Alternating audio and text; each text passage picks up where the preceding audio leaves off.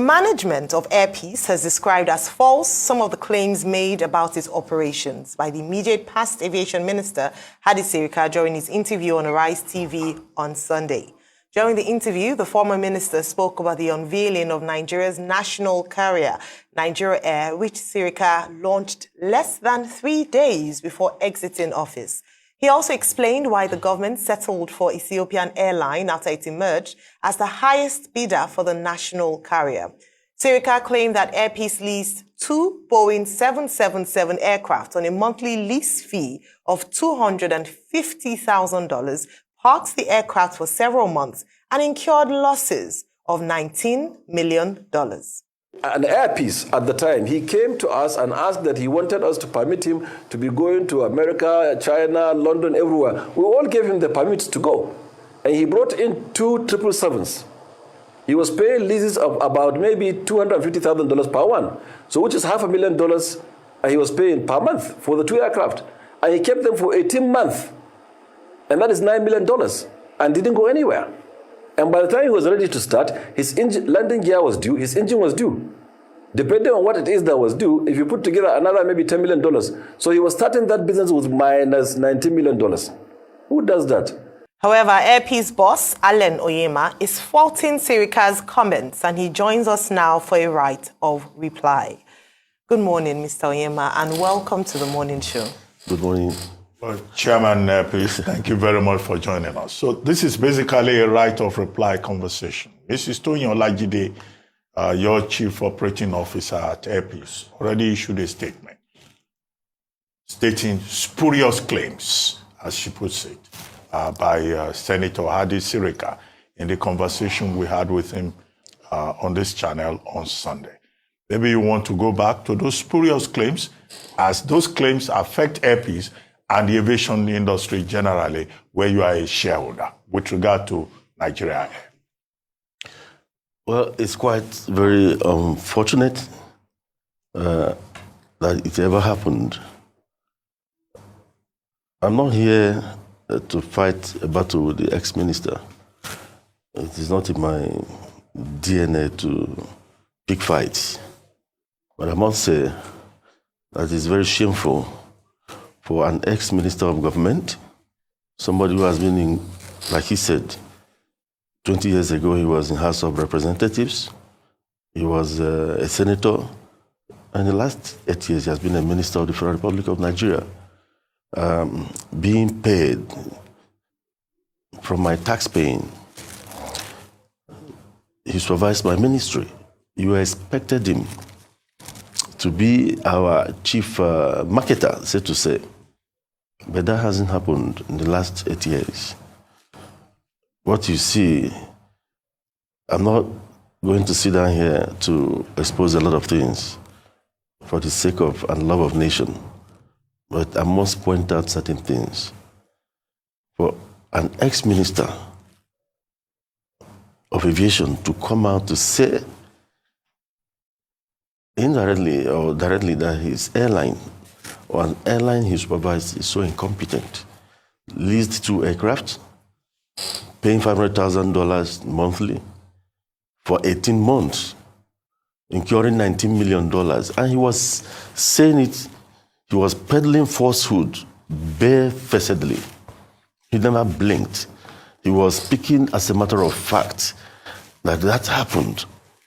Imagine the damage this minister had done to the image and reputation of Air Peace with what he has done as an incompetent entity. Meanwhile, he was peddling pure falsehood. How do we now believe every other thing he has said on that day? How do we believe that? So to start with, Air Peace doesn't have 2 777s. Air Peace has 3. And those 3 are outrightly purchased. 2 of those planes are in fact ex-Emirates. One is ex-Singapore Airlines. With everything you can think of inside those planes, they were outrightly purchased by Air Peace. Therefore, we never paid lease rental to anybody.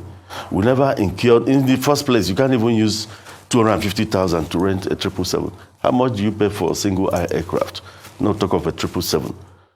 So this is a minister trying to fool the entire nation in his desperate bid to fool everybody, to hoodwink the nation.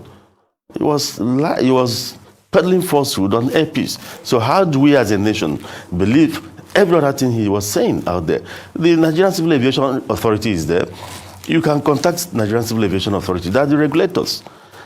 He was in charge. He signed the import permit of that aircraft, or those aircraft. He signed the import permit. You cannot import any aircraft into the country without the Minister of Aviation approving. He signed the import. If it was going to be a lease, it's stated in the letter of application to bring in an aircraft. No aircraft comes into the country without the Minister of Aviation approving. He must be the one to sign the importation permit before you bring them in. So he did all that. And he knew quite well that those planes were not leased. They were not rented. They were fully paid for. And he told the entire world that we leased those planes and just to make us look bad. And at the same time, praising Ethiopia, his partners. Right. So now you've come out to debunk what the former Minister of Aviation has said. The first question is, was Airpeace, your organization, or perhaps any local operator, interested in partnering with the Nigerian government for Nigeria Air at any point? Were there any moves made? And what was the outcome? If there was any resistance, why? Why didn't they want to work with local operators despite what he said on air? That was because they lacked capacity. What's the real reason then? I'll give you the history of this whole struggle. Contrary to what the minister have been saying about Nigerian Air and the importance of having a national carrier, national carrier is a moribund idea worldwide. Countries don't go that route anymore. It's a drain on any country. Those who are in it are running out of it. National carrier, the phrase national carrier means government ownership. What countries do these days are flag carriers. British Airways is a flag carrier. It's owned by the IAG group. Just very few countries that are still into the national carrier thing, like South Africa. And you look at South African Airways is bleeding the treasury of South Africa. Several times they tried to close it. Unions will come fighting. The government is tired. Air India was out there for sale for over 10 years. Nobody tried to touch it because of the baggage. But recently, Tata bought it over. So they've divested. Countries don't go that route. Why should Nigeria in 2023 be going backwards instead of moving forwards? All they needed to do is to strengthen the ease of doing business so that people of means, private concerns of means will come and invest in the aviation industry. We are not fighting for ourselves. They told, we are afraid of competition. The airlines of Nigeria are afraid of competition. Nobody is afraid of this national carrier because it will fall and fail like a pack of cards. It's already there. What we are saying, AON, is this. Improve the ease of doing business in Nigeria. Remove those challenges that are stunting the growth of airlines in Nigeria. And these airlines will blossom. Do that, they didn't do it. Okay, when they wanted to do the national carrier, we gave our comments. Most people stood against it. When we saw that they were going to do it, we knew the whole thing was shrouded in secrecy. Our members told Airpeace, okay, apply. When you went to that website, you'll be blocked. You never got anywhere. We did. Forget what they say out there. We did. The bidding. Let them see. What else do you need to know? SACOL is part of this group. He named SACOL as part of this group. I'm not going to say on television certain things because I don't like heating up the politics. Please say it. Please say it. Say it for the sake of the healing of this country. SACOL has said it all on the floor of the National Assembly. On the day he announced this national carrier thing, the minister told us sovereign wealth was part of it, 5%. NSIA. SACOL and MRS for 6%. Ethiopia 49%. Within hours, NSI told him to withdraw that statement. So what else are we talking about in this country? What else do you need to know? If you could come on television to announce these are the successful bids, they must have presented a bid, and they said, we are not part of it. And the letter came and they said it was a mistake. Nansakol came on the floor of the National Assembly and said, they don't know what you're talking about. And they used the worst language I've ever heard. They described the entire activities as whitewash. The video is there. We're all there at the National Assembly. Sakol. And someone like Taiwo Afolabi should be thanked by Nigerians. Sakol should be thanked by Nigerians. If not for Sakol, a lot would have happened. It's Sakol's refusal to put their signature on something that will shortchange the economy of this country that saved this nation, nothing more.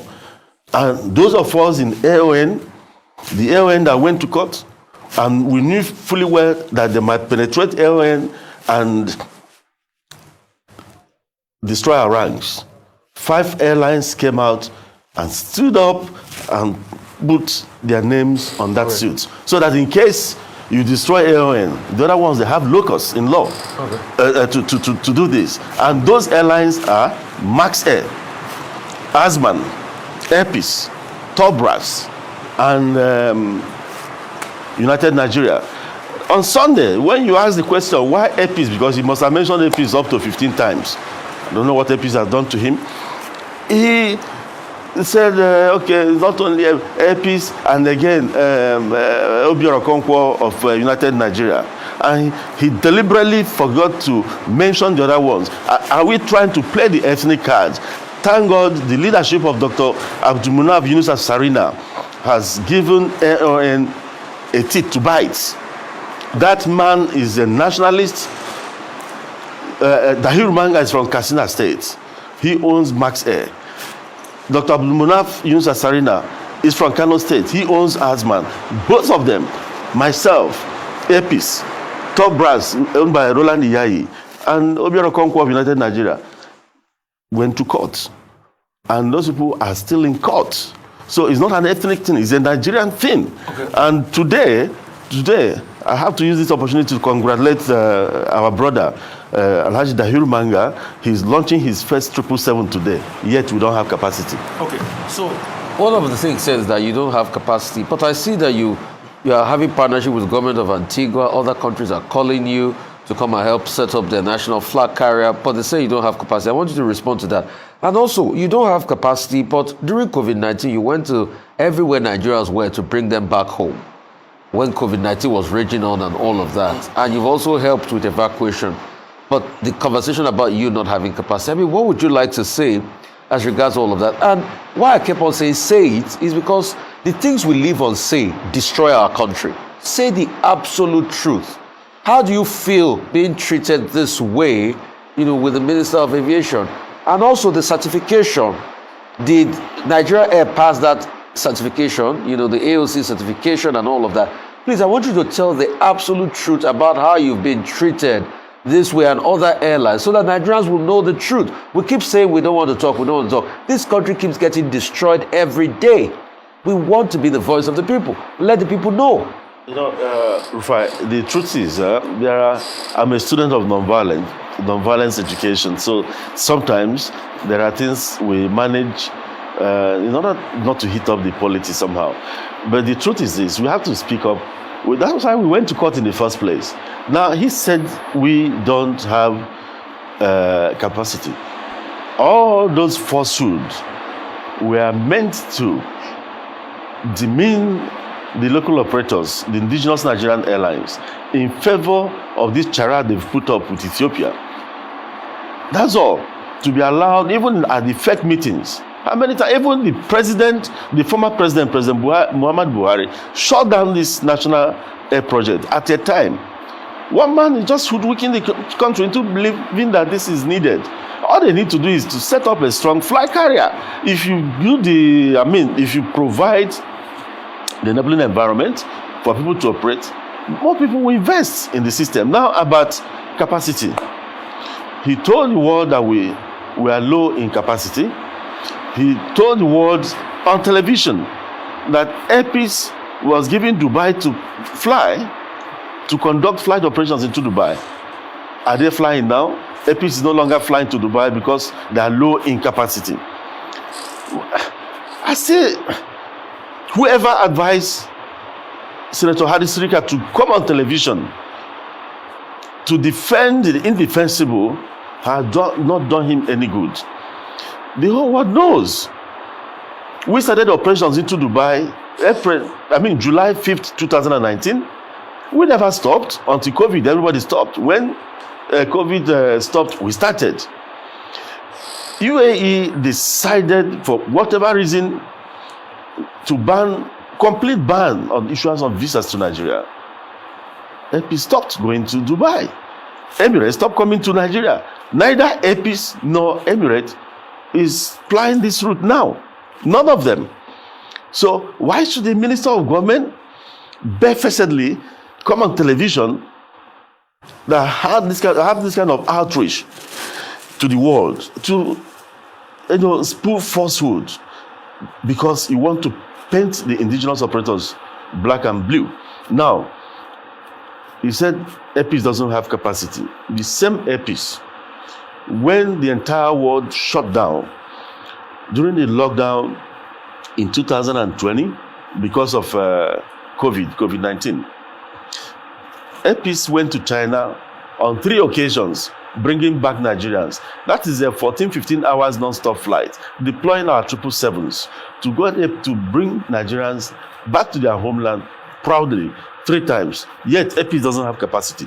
Air Peace went to India 12 times, bringing Nigerians. Most Nigerians that went to India didn't have money to even pay Ethiopia to bring them back. I deployed my jets. Air Peace deployed our jets. We went there, and those we brought back, later put it in a newspaper to thank us. We brought them back to their country free of charge.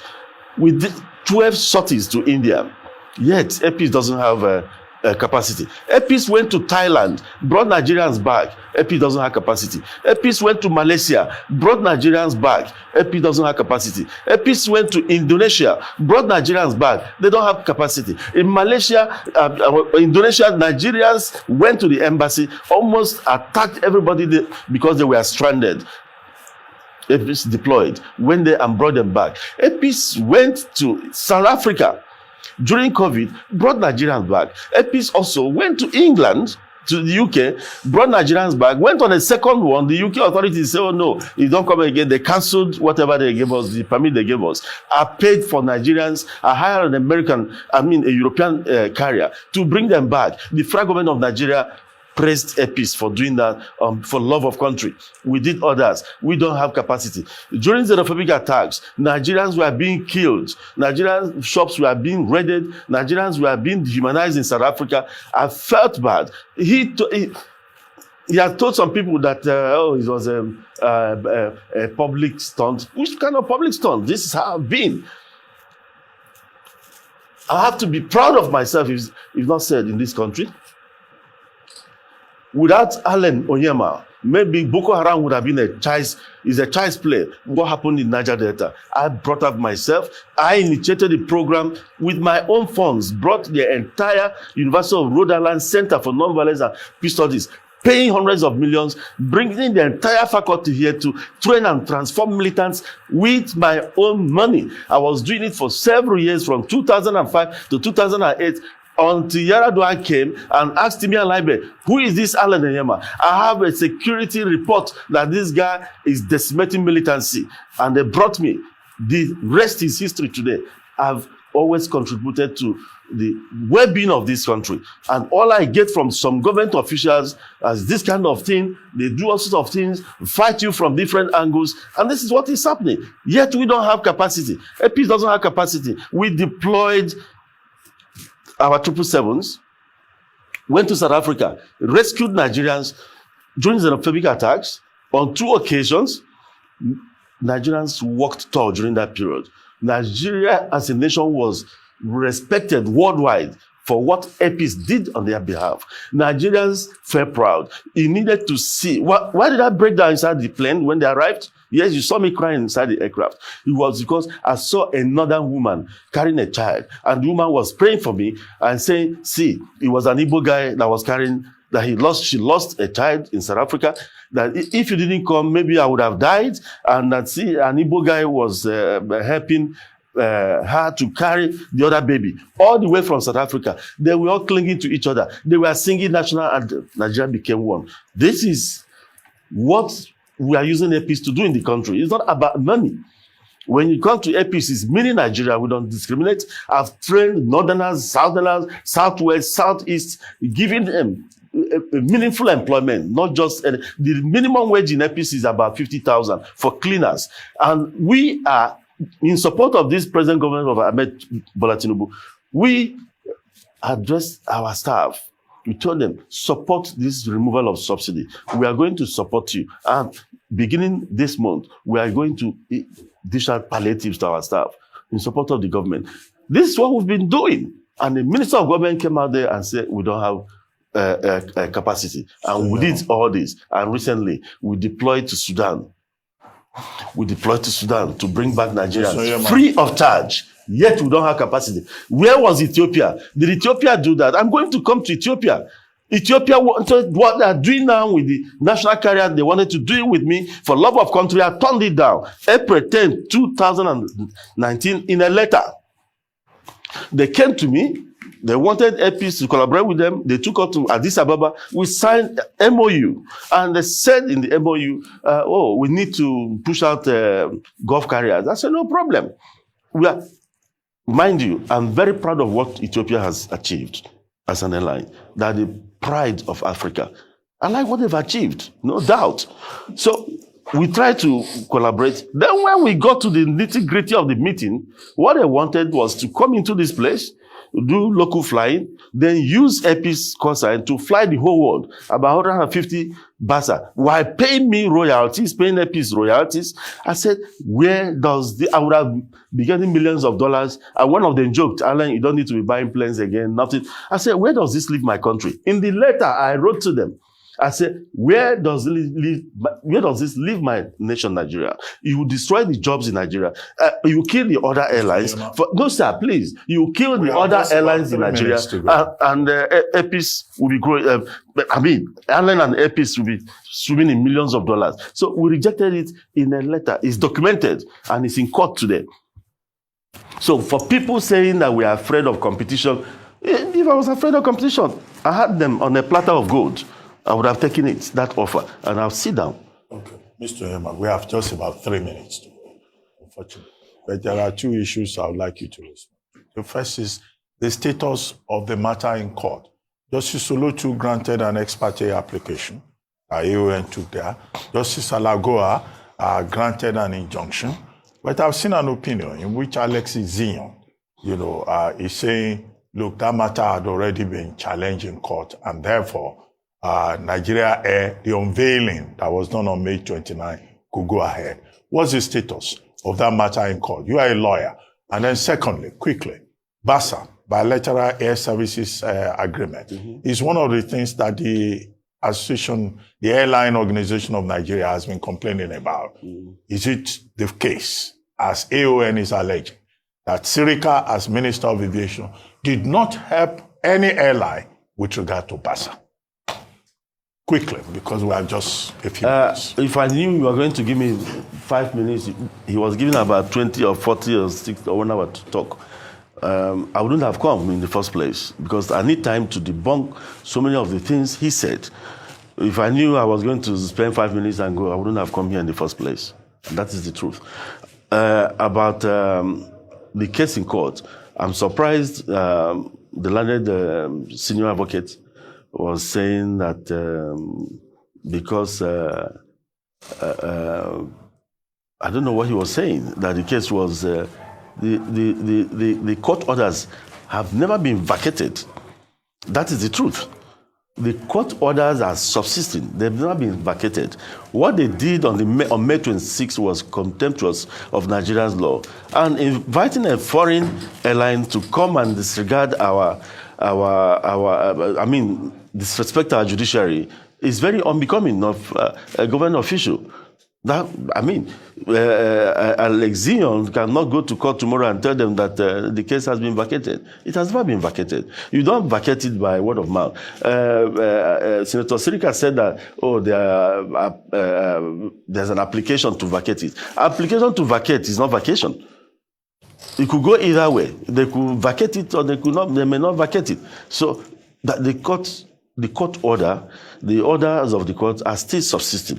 And about BASA, one thing is you apply, I want to go to Lagos, I want to go to London, I want to go to US, and the federal government gives you approval, you go. That is one thing. The other one is you need the support of government to fight for you and fight truthfully too. London, that is the lowest hanging fruit for any airline. Why is it that Airpeace that doesn't have capacity is doing China? We started flying to China. We are doing India. We are doing Jeddah now, Medina on the Hajj. And after Hajj, we continue the scheduled operations. We fly South Africa. So Nigerians now go to India using Airpeace twice a week. China once a week. We do all this. Now you get all this, but London, why is it that Airpeace in the last 7 years have not been, or 6 years, have not been able to get into London? When we applied, first of all, to get designation, it was difficult. Later, I was given designation. They gave us 3 frequencies. I cried out. I said, why 3 frequencies? This is a low-hanging fruit. This is a 6-hour flight with a lot of traffic. I can do 7 days, daily flight to London. I discovered that another airline, they told me that another airline, Omni Blue, was also getting some frequencies. And I was asking, which airline is Omni Blue in Nigeria? But I don't want to go into that. So later they increased it to 4. Then we applied. When we applied, because you need to apply for TCO, they wrote Nigerian authorities to ask for, do you know about this Airpeace? And I was denied. They said, no, we didn't know about it. We didn't know they applied. We didn't authorize them to apply. I said, for what? So TCO, that's the European Tech Country Operators Permit. You need to get it first before going to any European nation, UK inclusive. They stopped us. NCAA didn't allow Airpeace to apply to go into London for 4 years. We are stopped. Reason, Arik messed up in London, Medview messed up, therefore we don't want to be disgraced. We almost lost this. Not NCA under the present DG. In fact, to the credit of the present DG, he was the one that actually took up the gauntlet to fight for us. This present DG, Captain Musa Nuhu, he has done everything possible to get, in fact, almost stopping BA from coming here. So, but the other NCA before him, for 4 years, we are not allowed to go. So who was manipulating them? For no reason. When you go, you say from above, fine. I wanted to fight. The love of country, I know some of the things I will say, it will turn into ethnic issues, and I don't want that. So I kept my cool. Later, NCA said we should get IATA. We should do IATA audit on TCO. Mind you, Airpeace has IOSA, and that is the highest internationally recognized safety audit for any airline. Airpeace has been getting it. We are IOSA certified. They say, no, you have to do audit for the TCO. We now brought in IATA, spending hundreds of thousands of dollars to do that, hundreds of millions of naira to bring them in. At the end of the day, Airpeace passed the audit. And we told them, even IATA sent to them, they said, okay, now we have to audit you ourselves. The game continued.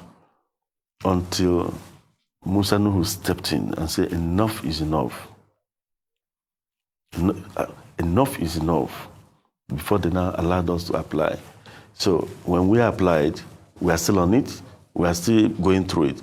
But when you look at this Nigerian air thing, look at the shareholding. I have it here. The shareholding agreement, I have it here. Without SACO, Nigeria would have been in trouble. The entire management, leadership of the entire management, the DFO, the CEO,